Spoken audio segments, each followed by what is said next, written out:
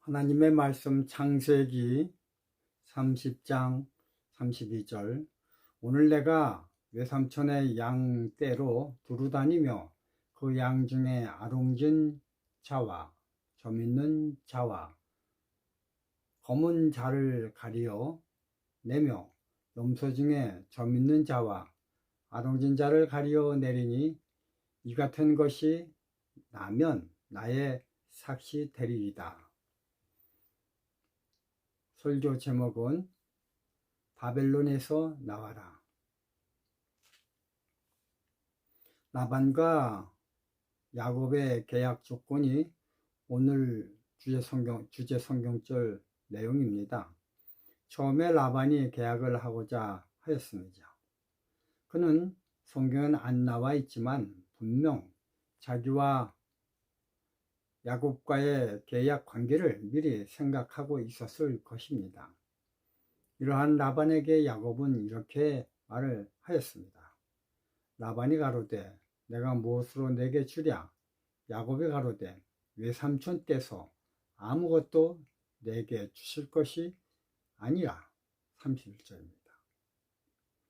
왜 이렇게 야곱은 말을 했을까요? 그것은 오랫동안 야곱이 라반과 살아본 결과 인간적 계산법으로 계약을 해봤자 또 속을 것임을 간파하고 일반적으로 하는 쌍방간의 인간적 방법의 계약이 아니라 야곱은 생명을 주관하시는 하나님과 계약을 하였습니다. 창세기 30장 34절 35절. 라반이 가로되 내가 내 말대로 하리라 하고 그 날에 그가 수염소 중 얼룩무늬 있는 자와 점 있는 자를 가리고 암염소 중 흰 바탕의 아롱진 자와 점 있는 자를 가리고 양 중에 검은 자들을 가려 자기 아들들의 손에 붙이고 자기와 야곱의 사이를 사흘길이 뜨게 하였고 야곱은 라반의 남은 양떼를 치니라. 여러분, 야곱과 라반이 계약을 하자마자 라반은 야곱이 제시한 방법이 이루어지지 않게 하기 위해 모든 양과 염소 가운데 점 있는 것들을 다 구별하여 자기 아들에게 주었고 또 섞이지 않게 하기 위해 자기와 야곱의 사이를 사흘길이 뜨게 하였습니다.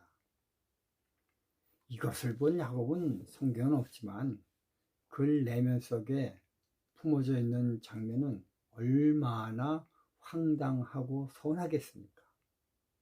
이러한 야곱의 심정을 100번 이해할 만한 기록이 다음에 나옵니다. 창세기 30장 37절 39절. 야곱이 버드나무와 살구나무와 신풍나무의 푸른 가지를 취하여 그것들의 껍질을 벗겨 흰 무늬를 내고 그 껍질 벗긴 가지를 양떼가 와서 먹는 개천의 물구유에 세워 양떼에 향하게 하며 그 떼가 물을 먹으러 올 때 새끼를 베니 가지 앞에서 새끼를 뱀으로 얼룩얼룩한 것과 점이 있고 아롱진 것을 낳은지라. 우리는 여기서 야곱이 나무 껍질을 벗긴 것 때문에 양과 염소들이 점박이 짐승을 낳았다고 생각하지 않습니다. 왜냐하면 창세기 30장 1절 2절을 보면요, 야곱이 이르되 나로 자식을 낳게 하라. 그렇지 아니하면 내가 죽겠노라. 야곱이 라헬에게 노를 바라여 가로되 그대로 성태치 못하게 하시는 이는 하나님이시니 내가 하나님을 대신하겠느냐. 이처럼 라헬이 억지스러운 주장에 야곱은 생명에 관한 한 철저하게 하나님의 손안에 있음을 밝히고 있습니다. 야곱은 라헬과 레아 사이의 관계를 통해 생명은 하나님의 통제 속에 있음을 통찰력 있게 경험으로 배웠습니다. 내가 하나님을 대신하겠느냐? 그런 그가 겨우 몇 개의 나뭇가지를 벗겨낸 것으로 생명 창조의 계획을 하나님 대신 할 수 있다고 생각하겠는가? 상식선에서 생각을 하고 성경을 읽어야 합니다. 그럼 왜 수없이 많은 종류의 나무 중에서 야곱은 버드나무와 살구나무와 신풍나무를 선택하였을까요? 성경을 읽으며 이런 선택을 한 야곱의 마음 심정을 한번 생각을 해 보지 않겠습니까? 무조건 이런 나무 껍질을 벗겨 양과 염소를 교잡시켰더니 점박이 새끼들이 나왔다. 이건요, 비과학적인 것을 무미건조하게 믿으면 성경을 믿으면서 성경을 읽고 있는 것입니까? 여러분, 그렇게 생각하고 성경을 읽으면 안 됩니다. 야곱이 우물가에 3개의 나무의 껍질을 벗겨놓은 것에는 이유가 있습니다.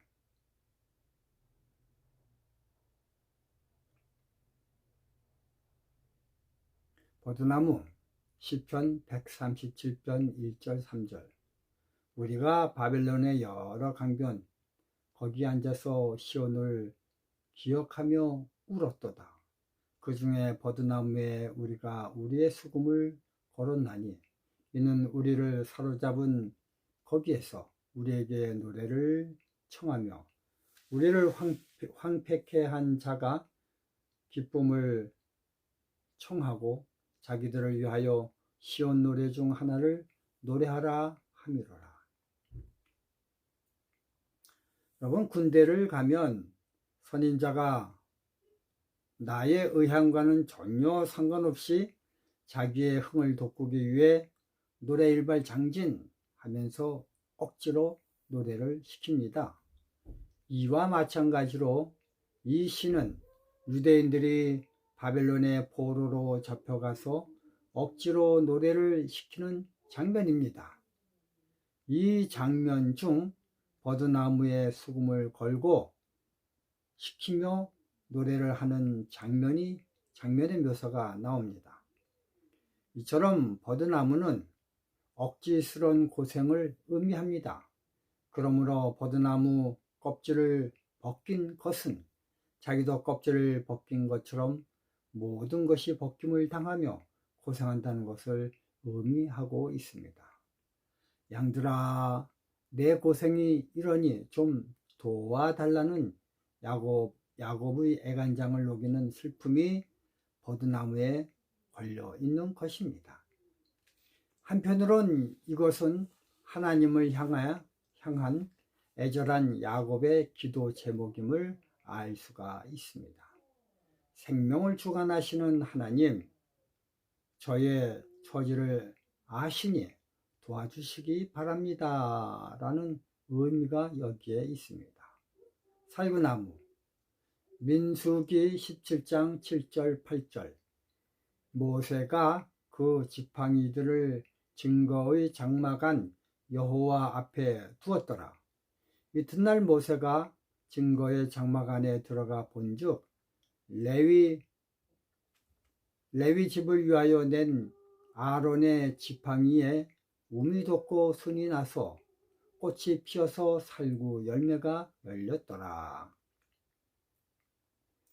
여러분, 살구나무는 부활을 상징합니다. 현재 지옥 같은 라반 밑에 죽은 삶 가운데서 건져내 달라는 야곱의 소원이 여기에 담겨져 있습니다.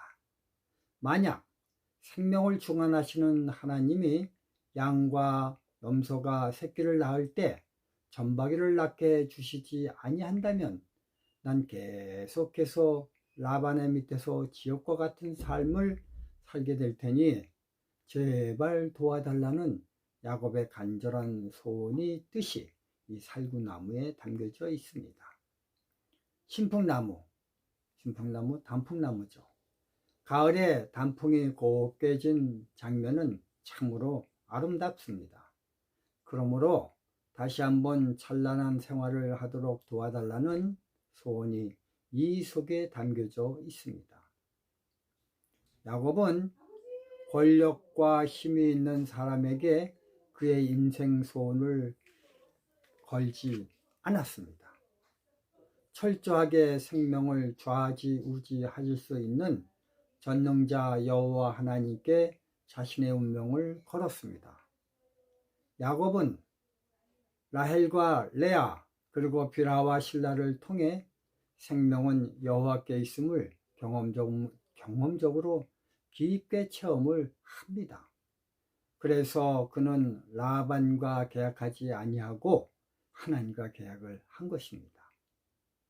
아롱진 자와 점 있는 자와 검은 양과 염소 중에 점 있는 자와 아롱진 염소를 만드시는 분은 창조주 여호와 외에 없습니다. 야곱은 이처럼 철저한 창조주 신앙을 믿습니다. 자기의 인생을 주관하시고 생사화복을 주관하시는 창조주 하나님 사상은 모든 종교의 기본 중에 기본입니다. 우리가 성경을 펴보면 성경에 제일 먼저 나오는 기사는 하나님이 세상을 창조하셨다는 창조의 기사입니다. 이 창조의 기사를 부정하면 기독교는 그 존재 자체가 없어지게 됩니다. 그러므로 창세기 1장서부터 11장까지가 성경 중에서 가장 중요한 내용입니다. 창조주 사상에 입각하여야만 구속사와 구세주 사상이 나올 수밖에 없습니다.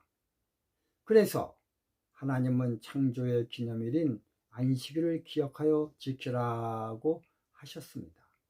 안식일은 날짜 개념이 아니라 하나님이 세상을 창조한 창조주이심을 인정하는 창조주 신앙의 기초입니다. 출애굽기 20장 8절서부터 11절입니다. 안식일을 기억하여 거룩히 지키라. 엿새 동안은 힘써 내 모든 일을 행할 것이니 제7일은 너희 하나님 여호와의 안식일인즉 너나 내 아들이나 내 딸이나 내 남종이나 내 여종이나 내 육축이나 내 문 안에 유하는 객이라도 아무 일도 하지 말라. 이는 엿새 동안에 나 여호와가 하늘과 땅과 바다와 그 가운데 모든 것을 만들고 제7일에 쉬었음이니라. 그러므로 나 여호와가 안식일을 복되게 하여 그날을 거룩하게 하였느니라. 야곱은 권력자 라반과 자기의 품삯을 계약한 것이 아니라 생명을 주관하시는 창조주 하나님과 계약한 것처럼 우리도 우리의 신앙을, 우리의 생명을 창조한 창조주 하나님께 의탁해야 합니다. 이러한 창조 계약을 하나님은 물질이나 인간들에게 새겨놓은 것이 아니라 안식일이란 시간 속에 넣으셨습니다. 절대적으로 인간이 간섭 못하는 영역에 당신의 창조주 이름을 새겨 넣으신 것입니다. 지금 이 세상은 진화론이란 비과학적 사실에 기초하여 놓여져 있습니다. 진화론이 추구하는 목적은 단 한 가지입니다. 창조주 하나님을 부정하는 것이죠. 그런데 한번 생각해 보시기 바랍니다. 과학적 사실에 입각하지 못해 학문으로도 입적하지 못함으로 인해 아직까지 논 영역에 남아 있어 그 어떤 공식적 시험에 출제되지 못하는 진화론의 모든 인생을 왜 걸고 사는지요? 진화론의 힘센 놈만 살아남아 유전한다는 가당치도 않은 가설에 나는 오늘도 남보다 강해지고 세어지기 위해 온 정력을 다해 돈을 벌려고 노력하고 있지 않습니까? 돈이 힘이다 라는 물질적 자본주의에 입각하여 사단에 속아 인생을 허비하고 있지 않습니까? 창조주 26장 12절 13절 이삭이 그 땅에서 농사하여 그 해에 100배나 얻었고 여호와께서 복을 주심으로 그 사람이 장대하고 왕성하여 마침내 거부가 되었다. 사단은 이처럼 사람을 주관하시는 분은 창조주 하나님이심을 증명하는 안식일 계명을 가만히 놔둘 리 없습니다. 그래서 하나님을 사칭하는 교단인 로마 캐톨릭을 통해 창조주 안식일을 태양신 일요일로 바꿔버렸습니다. 제가 왜 사칭이란 단어를 사용하였냐면요. 그 단체에서 부르는 종교 사제를 신부로 부르기 때문입니다. 이 신부란 영어로 Godfather입니다. 즉 하나님 아버지란 뜻이죠. 자, 보십시오. 인간이 어떻게 하나님 아버지가 될 수가 있습니까? 만약 한자로 부르지 말고 순수 우리말로 인간을 하나님 아버지라고 부른다면 할 수가 있겠습니까? 그래서 그들은 하나님만 할 수 있는 영역인 죄 용서를 고해성사를 통해 하고 있습니다. 가관입니다. 또 그들은 안식일을 변경한 것과 크리스마스, 즉 예수님 탄생을 조성하였습니다. 인터넷을 조사해 보면 크리스마스는 12월 22일 동지지나 3일, 즉 태양신의 생일임을 알 수가 있습니다. 태양신의 생일이지 예수님의 생일이 아닙니다. 또 부활절도 마찬가지입니다. 부활절을 영어로 이스터데이라고 하는데요. 매년 4월 셋째 주 일요일이 부활절이죠.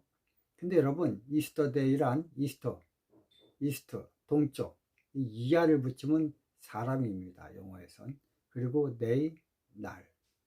즉, 이 말은 동쪽을 예배하는 사람들의 날, 즉 태양신의 날인 춘분과 연관이 있는 것입니다. 예레미야 50장 8절 너희는 바벨론 가운데에서 도망하라. 왜냐하면 바벨은 혼잡, 짬뽕이란 뜻입니다. 하나님과 이방신인 바알과의 섞임입니다. 일요일 예배, 여기에 이런 속임수가 섞여 있는 것입니다. 여러분들 잘 판단하시기 바랍니다. 감사합니다.